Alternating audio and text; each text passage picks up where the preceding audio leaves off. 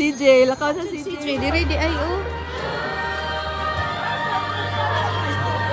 Wow.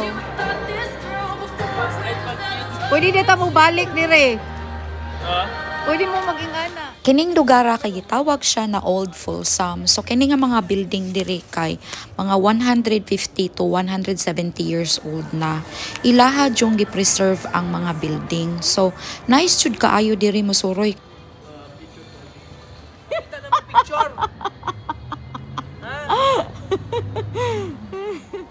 Gitukod ni siya nga mga buildings diri kay 1850s to 1860s pa. Grabe nakadugay no.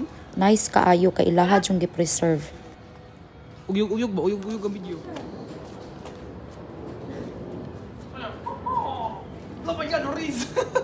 Ha? Nagmog ka! Kabulog na ko. Oh my God! Bye-bye! Kasi na.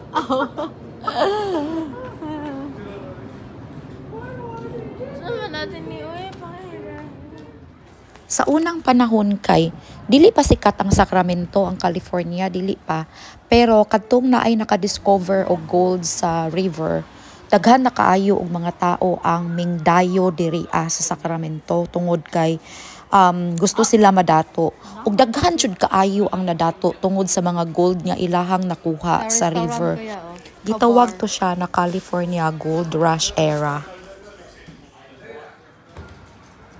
Sama sa akong giingon ganina nga kini nga mga building 150 to 170 years old.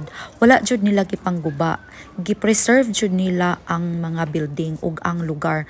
So kini siya mao ni ang ilahang pinaka main nga shopping area sa unang panahon.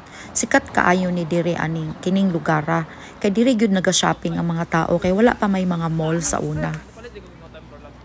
Tungod kay sa unang panahon wala pay kalsada, so ang mga tao naga-travel sila, nagasakay sila og boat sa river sila nagaagi. I bought a new house. Go na. I bought this $2 million house. Katong train nga akong gipakita ganina kay 2 years to nilang gihuman. Gisugdan nila 1984 tapos nabuksan nila kay February 22, 1856. Mao to ang pinaka first nga train nga passenger kadtong panahona. Karon makit-an gihapon gi-preserve nila.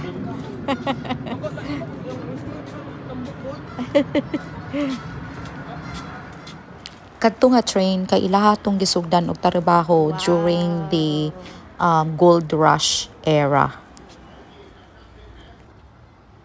Ang California Gold Rush era nag-start siya sa 1848 to 1855. Estimate daw kay 300,000 daw ang mga tao, mga dayuhan nga ming-ari sa Sacramento, California gikan sa Latin America, bisan asa daw gikan sa US, sa Europa, China ug Australia.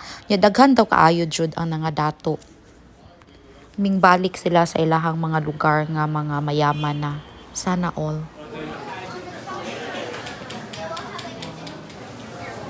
Okay.